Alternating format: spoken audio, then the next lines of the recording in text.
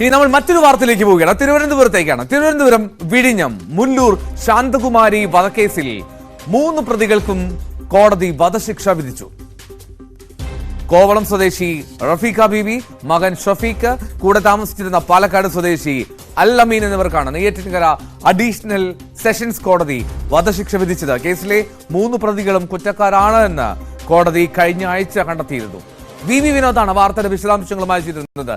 വിനോദ്, ആദ്യം ഈ കോടതി വിധിയുടെ വിശദാംശങ്ങൾ.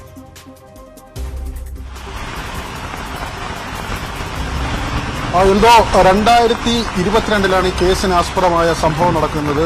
തിരുവനന്തപുരം വിഴിഞ്ഞം മുല്ലൂരിലായിരുന്നു കൊലപാതകം. കോവളം സ്വദേശിയായ റഫീഖ, ഷഫീഖ് മകൻ, അതോടൊപ്പം തന്നെ ഇവരുടെ കൂട്ടാളി അല്ലമീൻ പാലക്കാട് സ്വദേശിയാണ്. ഈ 3 മുല്ലൂരിൽ വാടകയ്ക്ക് താമസിക്കുകയായിരുന്നു. അതിന് തൊട്ടടുത്ത വീട്ടിലുണ്ടായിരുന്ന 73 വയസ്സുള്ള വൃദ്ധ. ഈ 73 വയസ്സുള്ള ആളെ ഇവർ വീട് ഒഴിയുന്ന ദിവസം, ഇവർ വാടകയ്ക്ക് എടുത്തിരുന്ന വീട് ഒഴിയുന്ന ദിവസം ആ വീട്ടിലേക്ക് വിളിച്ചു വരുത്തി. അതിനുശേഷം ഇവരെ ചുറ്റിക കൊണ്ട് തലക്കടിച്ച് കൊലപ്പെടുത്തുകയായിരുന്നു. ശാന്തകുമാരിയെ ചുറ്റിക കൊണ്ട് തലക്കടിച്ച് കൊലപ്പെടുത്തി. അതിനുശേഷം അവരുടെ സ്വർണം കവർന്നു. ഈ സ്വർണം കവർന്ന ശേഷം മൃതദേഹം മച്ചിന് മുകളിൽ, അതായത് വാടക വീടിന്റെ മച്ചിന് മുകളിൽ ഒളിപ്പിക്കുകയും അവിടെ നിന്ന് ഇവർ വീട് ഒഴിഞ്ഞു പോവുകയും ചെയ്തു. അന്ന് തന്നെ വീട്ടുകാരൻ, ഈ വീടിന്റെ ഉടമസ്ഥൻ, ആ വീട് പരിശോധിക്കുന്നതിന് വേണ്ടി എത്തി. അദ്ദേഹം പരിശോധിക്കുമ്പോഴാണ് മച്ചിന് മുകളിൽ ഇങ്ങനെ മൃതദേഹം ഒളിപ്പിച്ചിരിക്കുന്നത് കണ്ടത്. പിന്നീട് പോലീസിന് വിവരം അറിയിച്ചു. പോലീസ് ഫയർഫോഴ്സിനെ അറിയിച്ചു. ഫയർഫോഴ്സ് ഉദ്യോഗസ്ഥർ എത്തിയാണ് ഈ മച്ച് പൊളിച്ച് മൃതദേഹം പുറത്തെടുക്കുന്നത്. അത് ഞെരുക്കി കയറ്റിയ നിലയിലായിരുന്നു ആ മൃതദേഹം ഉണ്ടായിരുന്നത്. അന്ന് രാത്രി തന്നെ ഈ പ്രതികളെ പിടികൂടുന്നതിന് പോലീസിന് സാധിച്ചു. ഇവർ തിരുവനന്തപുരത്ത് നിന്ന് പാലക്കാടേക്ക് രക്ഷപ്പെടാനുള്ള ഒരു ശ്രമമാണ് നടത്തിയത്. ഈ 3 ടൗണിലേക്ക് എത്തുകയും അവിടെ ഒരു സ്വർണം പണയം വയ്ക്കുന്ന സ്ഥാപനത്തിൽ ഈ സ്വർണത്തിന്റെ ഒരു ഭാഗം പണയം വയ്ക്കുകയും കുറേ നേരത്തേക്ക് ടൗണിൽ തന്നെ ഒരു ഹോട്ടലിൽ AC മുറിയെടുത്ത് താമസിക്കുകയും ചെയ്തു. രാത്രിയോടുകൂടി ഇവർ പാലക്കാടേക്ക് ബസ്സിൽ പുറപ്പെട്ടു. ഇവർ കഴക്കൂട്ടം കഴിയുമ്പോഴാണ് ബസ്സിൽ നിന്ന് അന്വേഷണ സംഘം ഇവരെ പിടികൂടുന്നത്. CCTV ദൃശ്യങ്ങളാണ് പ്രധാനമായും ഈ കേസിന് തുമ്പുണ്ടാകുന്നതിന് അടിസ്ഥാനമായത്. ഇവരുടെ നീക്കങ്ങൾ CCTV ദൃശ്യങ്ങളിലൂടെ പോലീസ് മനസ്സിലാക്കുകയും ഇവർ ടൗണിലെത്തിയതും ഈ സ്വർണം പണയം വയ്ക്കാൻ പോയതും തുടങ്ങി ദൃശ്യങ്ങൾ വളരെ പെട്ടെന്ന് തന്നെ പോലീസ് ശേഖരിക്കുകയും ഇവരുടെ നീക്കങ്ങൾ മനസ്സിലാക്കുകയും ബസ്സിൽ നിന്ന് പിടികൂടുകയും ചെയ്തു. ഇവർക്കെതിരെ അന്ന് കുറ്റപത്രത്തിൽ ചുമത്തിയത് കൊലപാതകം, ഗൂഢാലോചന, കവർച്ച തുടങ്ങിയ കുറ്റകൃത്യങ്ങളാണ്. ഈ കുറ്റകൃത്യങ്ങളാണ് സംശയാതീതമായി തെളിയിക്കാൻ പ്രോസിക്യൂഷന് കഴിഞ്ഞത്. കോടതി ഒരാഴ്ച മുൻപ് തന്നെ ഇവർ കുറ്റക്കാരാണെന്ന് വിധിച്ചിരുന്നു. ഇവർക്കുള്ള ശിക്ഷാവിധിയാണ് ഇന്ന് വന്നത്. അപൂർവങ്ങളിൽ അപൂർവമായ കേസ് എന്നാണ് കോടതി ഇതിനെ നിരീക്ഷിച്ചത്. ഏറ്റവും ഹീനമായ ഒരു കൃത്യമാണ് നടന്നത്. ആ വൃദ്ധ മാത്രം ഒറ്റയ്ക്ക് ഒരു വീട്ടിൽ താമസിക്കുകയായിരുന്നു. ഭർത്താവ് മരിച്ചുപോയി. മകനും മകളും ദൂരസ്ഥലങ്ങളിലാണ് കഴിയുന്നത്. ഇവർ ഒറ്റയ്ക്ക് താമസിക്കുന്നുവെന്ന് മനസ്സിലാക്കിക്കൊണ്ട് തന്നെ അവരോട് സൗഹൃദം സ്ഥാപിച്ച് അവരെ ഈ വാടക വീട്ടിലേക്ക് വിളിച്ചു വരുത്തി ചുറ്റിക കൊണ്ട് തലക്കടിച്ച് കൊലപ്പെടുത്തുകയായിരുന്നു. ഇത് ഹീനമായ കൃത്യമാണ്. ഏറ്റവും മൃഗീയമായ ഒരു കൃത്യമാണ് പ്രതികൾ നടത്തിയത്. പ്രതികളുടെ പൂർവ്വചരിത്രവും കോടതി പരിശോധിച്ചു. അതായത് ശാന്തകുമാരി കൊലക്കേസുമായി ബന്ധപ്പെട്ട് പോലീസ് അന്വേഷണം നടത്തുമ്പോൾ മറ്റൊരു കൊലപാതകത്തിന്റെ ചുരുൾ കൂടി അഴിഞ്ഞു. അതായത് 2020 ഒരു 14 വയസ്സുകാരിയെ, വിഴിഞ്ഞം പ്രദേശത്ത് തന്നെയുള്ള 14 വയസ്സുകാരിയെ ഇതേ രീതിയിൽ ചുറ്റിക കൊണ്ട് അടിച്ചു കൊലപ്പെടുത്തിയത് ഇവരാണെന്ന് ഇപ്പോഴത്തെ 2ാമത്തെ കേസിലെ ചോദ്യം ചെയ്യലിൽ ഇവർ സമ്മതിച്ചു. ആ കേസിന് തുമ്പില്ലാതെ പോയ കേസാണ്. ആ കൊലപാതകം എങ്ങനെ നടന്നു എന്നതിനെക്കുറിച്ച് വ്യക്തത ഉണ്ടായിരുന്നില്ല. അന്ന് പോസ്റ്റ്മോർട്ടം റിപ്പോർട്ട് പുറത്തു വന്നപ്പോൾ 14 വയസ്സുള്ള പെൺകുട്ടി ലൈംഗികമായി പീഡിപ്പിക്കപ്പെട്ടിരുന്നു എന്നത് വ്യക്തമായിരുന്നു. എന്നാൽ ആര് പീഡിപ്പിച്ചെന്നോ ആരാണ് കൊലപ്പെടുത്തിയതെന്നോ വ്യക്തമായിരുന്നില്ല. പക്ഷേ ഈ ശാന്തകുമാരി കേസുമായി ബന്ധപ്പെട്ടുള്ള ചോദ്യം ചെയ്യൽ നടക്കുന്നതിനിടയിലാണ് പ്രതികൾ പഴയ കൊലപാതകത്തിന്റെ കഥ പറഞ്ഞത്.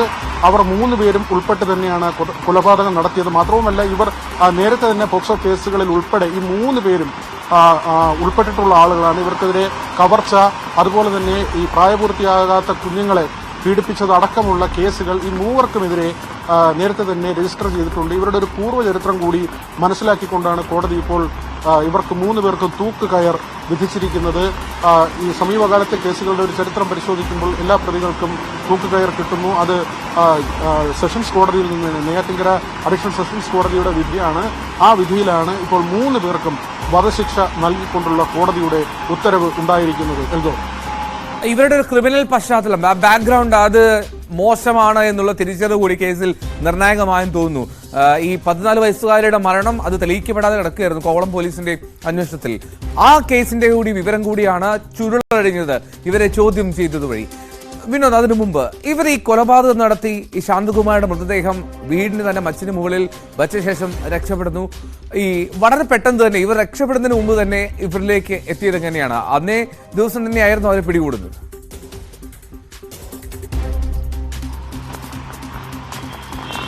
എന്തോ ഒരുപക്ഷെ ആ വീട്ടുടമ അന്ന് തന്നെ വീട് പരിശോധിക്കാൻ എത്തിയതാണ് ഈ കേസിൽ വഴിത്തിരിവായത്. അല്ലെങ്കിൽ ഒരുപക്ഷെ ഈ പ്രതികൾ രക്ഷപ്പെട്ടു പോകുന്ന അല്ലെങ്കിൽ പോലീസിന് കൂടുതൽ പ്രയാസമാകുമായിരുന്നു ഇവരെ പിടികൂടുന്നത്.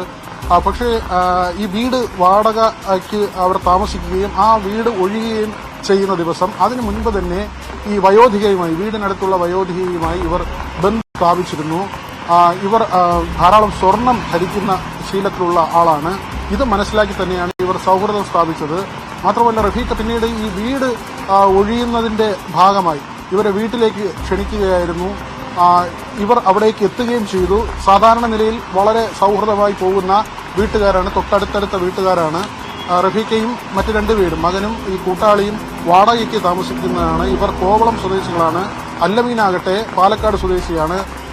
ഇവിടെ വന്ന് പരിചയപ്പെടുകയും നിരവധി കേസുകൾ ഇവർ നേരത്തെ തന്നെ കവർച്ച പോലുള്ള സംഭവങ്ങളിൽ ഇടപെടുകയും ഈ പോക്സോ കേസുകൾ ഇവർ പലപ്പോഴും കൊച്ചു കുട്ടികളെ അടക്കം ഈ ലൈംഗികമായി പീഡിപ്പിക്കുകയും ചെയ്യുന്ന രീതി ഉണ്ടായിരുന്നു. അതിന്റെ ചില കേസുകളുണ്ട്. ആ ഒരു സാഹചര്യത്തിൽ ഇവർ കൊലപ്പെടുത്തി സ്വർണം കൈക്കലാക്കുക എന്ന ഒരു മുൻ ധാരണ തന്നെ ഉണ്ടായിരുന്നു. അതുതന്നെയാണ് ഈ ഗൂഢാലോചന 120B ഉൾപ്പെടെയുള്ള വകുപ്പുകൾ സംശയാതീതമായി തെളിയിക്കാൻ പ്രോസിക്യൂഷന് കഴിയുകയും ചെയ്തു. കൊലപാതകം, അതുപോലെ തന്നെ കവർച്ച തുടങ്ങി വകുപ്പുകൾ, ഈ വകുപ്പുകളെല്ലാം പ്രതികൾക്ക് മേൽ നിലനിൽക്കുമെന്ന് കോടതി കണ്ടെത്തുകയായിരുന്നു. വീട്ടിലേക്ക് വിളിച്ചു വരുത്തുകയും ഒരു സൽക്കാരം എന്നോണം, വീട് ഒഴിയുന്നതിന്റെ ഒരു സൽക്കാരം എന്നോണം അവിടെ ചെലവഴിക്കുകയും ചെയ്തു. ഈ സമയത്താണ് ചുറ്റിക കൊണ്ട് അതിക്രൂരമായി തലയിൽ ആവർത്തിച്ച് അടിക്കുന്നതും ഈ 73 വയസ്സുകാരിയെ കൊലപ്പെടുത്തുന്നതും. അതിനുശേഷം മൃതദേഹം ഇവർ മച്ചിന് മുകളിലേക്ക് ഒളിപ്പിക്കുകയായിരുന്നു. അതായത് വളരെ ഞെരുക്കി ഈ മച്ചിന് മുകളിലേക്ക് കയറ്റുകയായിരുന്നു. ഒറ്റ നോട്ടത്തിൽ കാണാൻ കഴിയുന്ന നിലയിലായിരുന്നില്ല. പക്ഷേ ഈ വീട്ടുടമ അവിടെ വരികയും വീടിന്റെ ഒരു സാഹചര്യം, ഇവർ വീട് ഒഴിയുന്ന നിലയ്ക്ക് ആ വീട്ടിന്റെ ഒരു സ്ഥിതി പരിശോധിക്കുന്നതിന് വേണ്ടിയുമാണ് അവിടേക്ക് എത്തിയത്. അദ്ദേഹം പരിശോധിക്കുമ്പോഴാണ് ഈ മുകളിൽ ഈ തരത്തിൽ മൃതദേഹം ഉണ്ട് എന്ന ഒരു സൂചന ലഭിക്കുന്നത്. അദ്ദേഹത്തിന് സംശയം തോന്നുന്നത്. തുടർന്ന് പോലീസിനെ വിവരമറിയിക്കുകയും പോലീസ് ഫയർഫോഴ്സിനെ വിവരമറിയിക്കുകയുമായിരുന്നു. ഫയർഫോഴ്സ് സ്ഥലത്തെത്തി മച്ച് പൊളിച്ചാണ് അതിൽ നിന്ന് ഈ മൃതദേഹം പുറത്തെടുക്കുന്നത്. അതിനകത്ത് ബലമായി ഞെരുക്കി കയറ്റിയ നിലയിലായിരുന്നു മൃതദേഹം ഉണ്ടായിരുന്നത്. പിന്നീട് പോലീസ് വളരെ പെട്ടെന്ന് തന്നെ അന്വേഷണം ആരംഭിച്ചു. ഈ വീട് ഒഴിഞ്ഞവരെ ചുറ്റിപ്പറ്റി തന്നെയാണ് അന്വേഷണം നടത്തിയത്.